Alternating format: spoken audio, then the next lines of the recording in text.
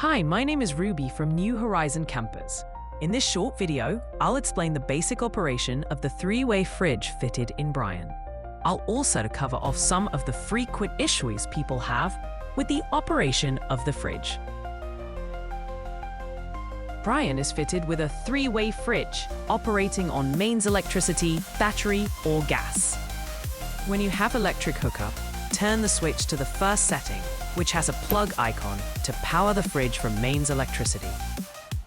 The second position is the battery setting. This uses Brian's leisure battery and should be used when traveling. The third setting is for gas, which you would use when there is no hookup available.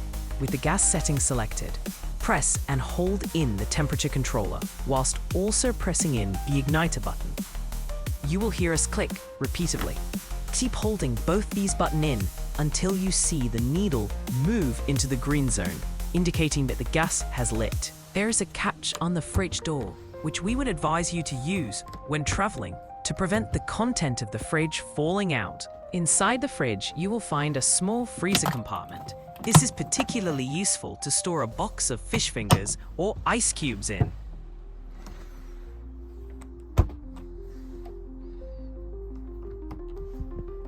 Switching the selector switch away from gas will turn the gas off.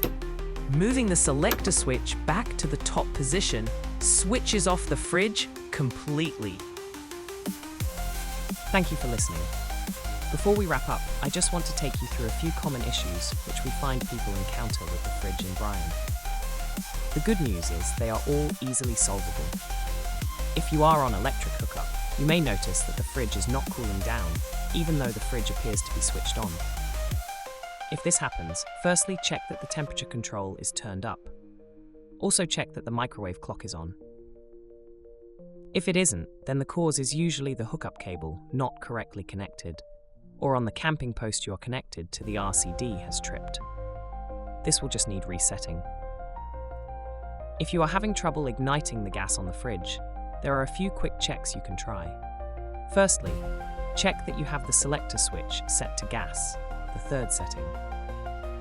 When you are trying to ignite the gas, ensure you have fully pressed in the temperature controller and the igniter together, and you can hear the igniter clicking. It can take around 30 seconds, and sometimes a bit longer to ignite. Ensure you keep the button depressed until the needle enters the green zone. If you are still having trouble, check that the gas bottle isn't empty.